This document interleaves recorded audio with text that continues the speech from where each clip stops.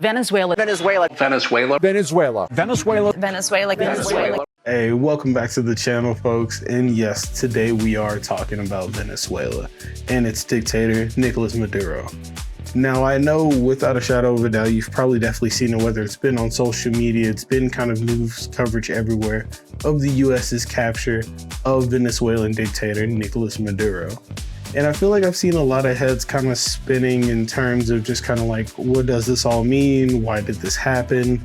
Kind of what's kind of going on with the situation as a whole. How we got here, which seems like it kind of came out of nowhere for a lot of people. So let's kind of take it back a little bit and kind of talk about exactly who Maduro actually even is.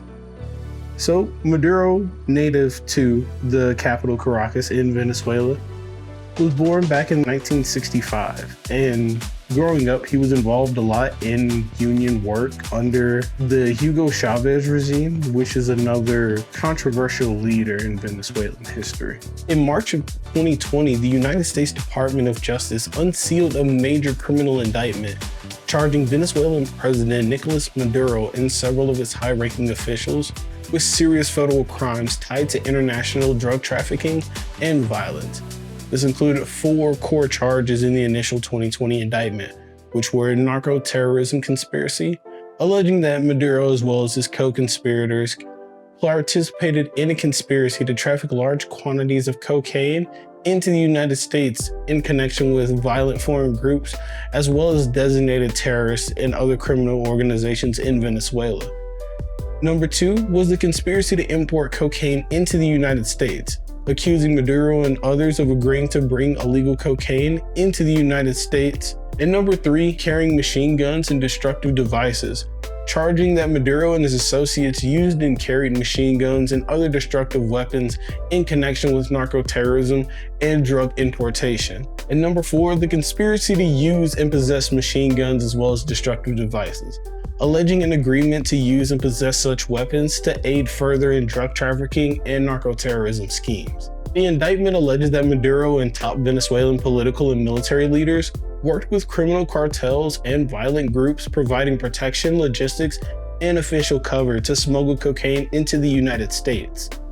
When the original charges were announced, the US offered up to $15 million reward for information leading to Maduro's arrest or conviction. Over the following years, that reward was increased, and by 2025, the US was offering up to $15 million just for information that would secure his arrest. Also, initially in the 2020 indictments, it only named Maduro and a group of his current and former Venezuelan officials. In subsequent action and indictments, the list of defendants was expanded to include his wife, as well as his son, and a few other alleged criminal leaders tied to the schemes. And beginning in mid-2025, the United States expanded a counter-narcotics campaign across the Caribbean Sea and Eastern Pacific. The US Naval Forces, surveillance aircrafts, and strike capabilities were all deployed to disrupt what American officials described as a drug smuggling route linked to Venezuelan crime networks. Throughout late summer and fall of 2025, US forces conducted repeated strikes on suspected drug trafficking boats, targeting vessels accused of transporting cocaine towards the United States.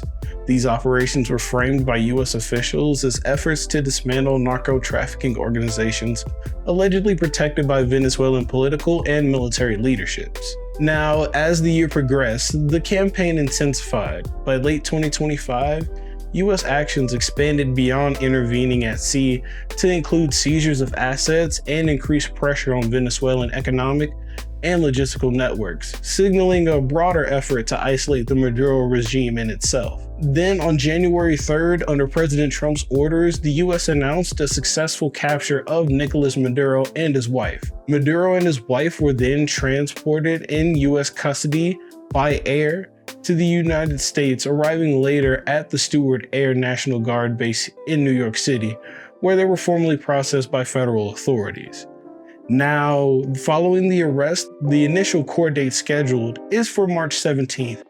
Now, this date isn't the start of the trial. It's essentially pretrial hearings where procedural matters such as scheduling, legal motions, and evidence deadlines are going to be provided.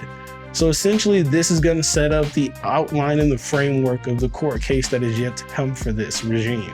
Hey, this story looks like it's essentially going to last all of 2026, probably even into 2027 in itself. So this is something we're going to be keeping a close eye on, possibly even doing a part 2 for this video once the initial pre-trial is done. Thank you guys for sitting in, watching. If you guys want to add to the conversation at all, please don't forget to like, comment, share this with a friend, make sure they're informed, you're informed. Always do your research. Hey, we're growing a community here. Appreciate all the love shown on the last video, and I'll catch you in the next one. Peace.